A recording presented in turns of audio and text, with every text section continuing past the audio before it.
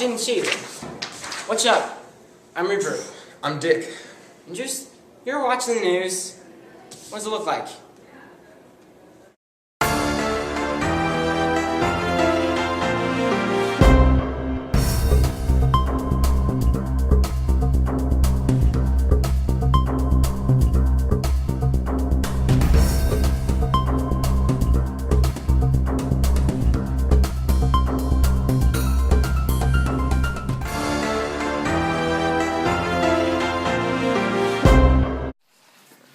Here's a brief history of the invasion of Kuwait.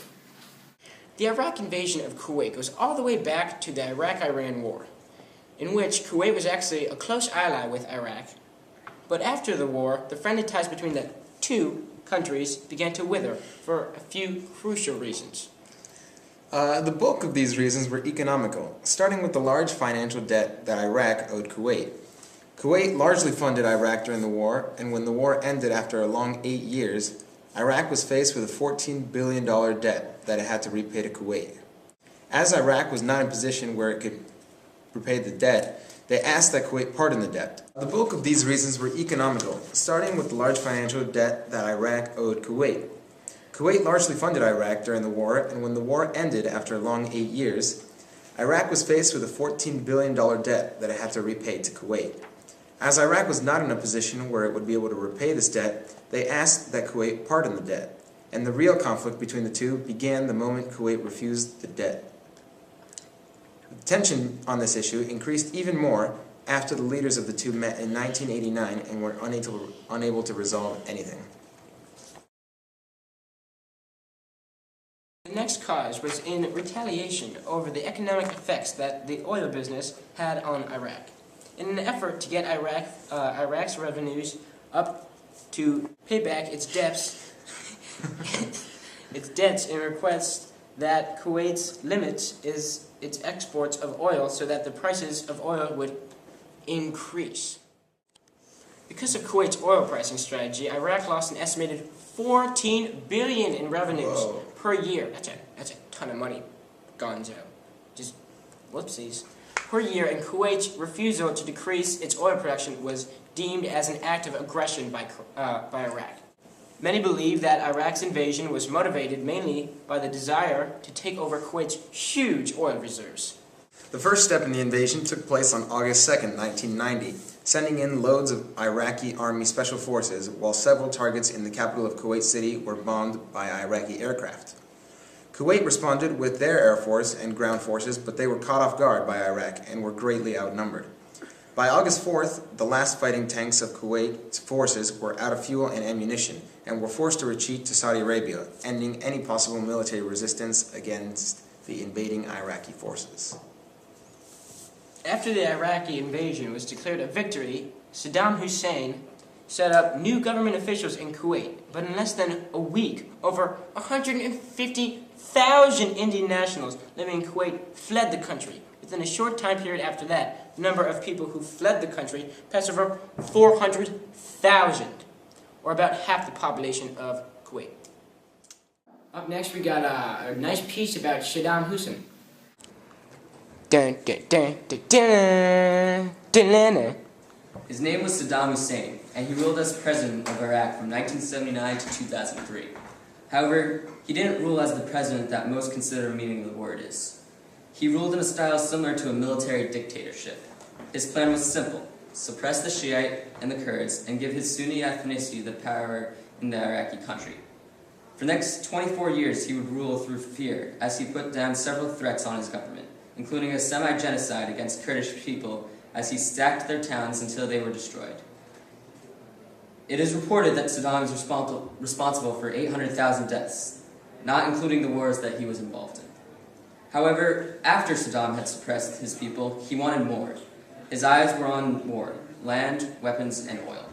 After Iran had provided Kurdish revolutionaries with weapons in a series of other border conflicts, Saddam ordered an invasion of Iran in 1980, thus starting the Iran-Iraq War. During the course of the war, he received aid from Reagan in the form of satellite photos of Iran. However, the 8-year bloodbath ended in a stalemate. However, It wasn't long before he had his eyes on another country, Kuwait. Tensions rose between the two as Saddam accrued a debt of almost $30 billion. With his belief that Kuwait had truly been Iraq's rightful territory and his need for oil in order to build his weapons, he launched an invasion on Kuwait in 1990. The U.S. responded with Operation Desert Storm, in which they pushed back Iraqi forces, marking a Gulf War. Yet, Saddam remained in power after the war. Things remained quiet for Saddam until 2003, when George W. Bush ordered the invasion of Iraq. The invasion was a success as Baghdad fell to U.S. forces and Saddam fled into hiding. However, U.S. forces came across Saddam in a hole in the town of Al-Dawar under an operation called Red Dawn. Saddam stood trial, and the once powerful dictator was sentenced to death by hanging, marking the end of his powerful regime. That was a pretty good piece. Next, we got some stuff on the Gulf War. The Gulf War was perhaps the most efficient war in American history, at least when considering the cost of American lives. It provided that U.S. technology and U.S. military doctrine is a potent force and when applied to the world stage. The plan was to carry out strategic bombing, gain air superiority, bomb the Iraqi artillery, troops in trenches, and then finally launch a ground offensive. It was during this afternoon that two USA-10s accidentally fired on two British warriors, AFVs, of the Royal Fusiliers. 9 men died and 11 were wounded. By the end of the war, the British division had in 66 hours wrecked the better part of 3 armored divisions and captured more than 7,000 prisoners in an advance of over 180 miles, a testament to both our ability and the speed of modern warfare. On August 2, 1990, Iraqi military forces on orders from President Saddam Hussein invaded and occupied the small country of Kuwait. The Persian Gulf War of 1991, from January 16th to February 28th, was fought to expel Iraq and restore Kuwait independence. Here's a special interview with somebody who experienced 9/11. What's your name and where do you currently live? I live in New Canaan, Connecticut. Had you ever visited the World Trade Center before September 2001? Yes, I actually worked in a firehouse directly across the street from the World Trade Center like 30 years ago when I first became a fireman, so I worked down there for like 3 years. Oh, and did you know anyone that had worked at the World Trade Center? Inside the building itself? Yeah. I don't know if I really knew anyone that worked inside there. I mean, like I said, I was in the building many times myself over the course of those 3 years working as a firefighter down there. I mean, I knew a number of people, firemen, that died on 9/11, but I don't know if I knew of any non-firemen people that worked in the building down there. Where were you on the morning of September 11th? On the morning of September 11th, at the time I was living in Staten Island, New York, and I had just returned from a vacation, so I was actually unloading my car, and a friend of mine called me to ask me if I was watching TV or if I knew what was going on. I said I wasn't, so I turned the TV on and I saw the one tower burning. So I'm talking to my friend. He said, "Yeah, a plane flew into the tower," and so I was kind of shocked by the visions on TV and watching the tower burn, and just kind of thinking, well, what's going on inside there and people inside there and stuff like that. And so I kind of, TV was on. I kind of continued doing what I was doing, unpacking the car, and then my friend called me back and said that a plane flew into the second tower, and that all New York City firefighters were being called back into work. So at that point, then I kind of started packing my things up and getting ready to head into work. So you first heard about the attacks from the television?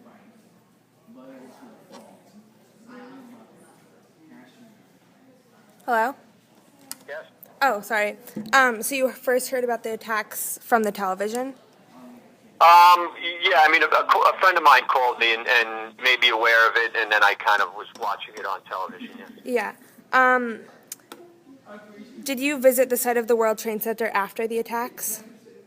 Excuse me? Did you visit the World Trade Center after the attacks? Yeah, so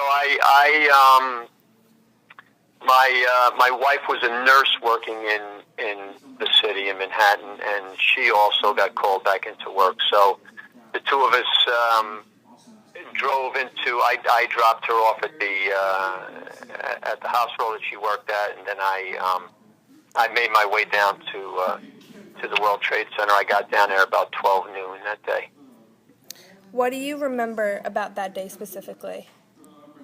Well, I certainly remember, when I first got down to the site, that it was kind of a difficult site for me to comprehend, having worked down there and known that area pretty well, and to see now just those buildings gone, and just kind of this tremendous pile of twisted steel, smoldering rubble, fires, and other adjoining buildings and stuff like that. It was, a little bit of a difficult scene for me to kind of comprehend that what had actually happened. I mean, I was down there after the 2 hours collapsed.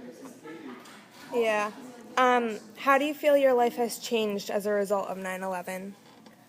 I mean, I think everyone's lives have changed in this country just because of increased security. I mean, if you go to fly, there's increased security. I think the government kind of is more, I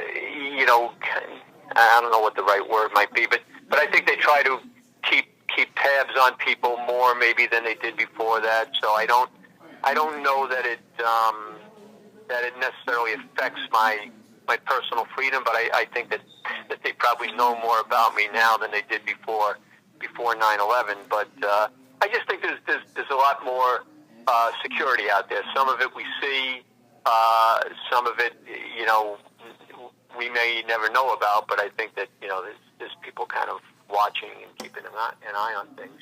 Yeah. As far as me at work, hopefully I'm a little bit more, watchful myself, and kind of are looking out for signs of different things that could be terrorism related or whatever. I mean, there's been a few attempts since 9/11 to do things on a smaller scale, and fortunately they've kind of been thwarted by efforts by the police department and even firefighters in some instances kind of responded to calls that things kind of didn't really look the way that they normally would look. And so I just kind of think that's the world that we live in now. I mean, there's kind of signs and reminders all over the place to if you see something, say something. So I think even though people go about, including myself, their everyday lives, I think everyone kind of, if something really appears to them out of the norm, I think people now are much more aware of it, and might be, willing to report it or call or something like that. Yeah. Well, thank you so much for talking to us today. You're welcome. Bye. Have a good day. You too. So, Rupert, how do all these different things fit together? Well, basically, the Gulf War sparked 9/11 because the U.S. used Saudi Arabia as a launch point, which angered Osama bin Laden, obviously. And basically made him want to attack the U.S. So it's basically our fault, and then his fault, and then his fault again. That's all we have for today, folks. That was the news. You're still watching the news, but you're about to stop watching the news. I'm Rupert. I'm Dick. And just keep it classy.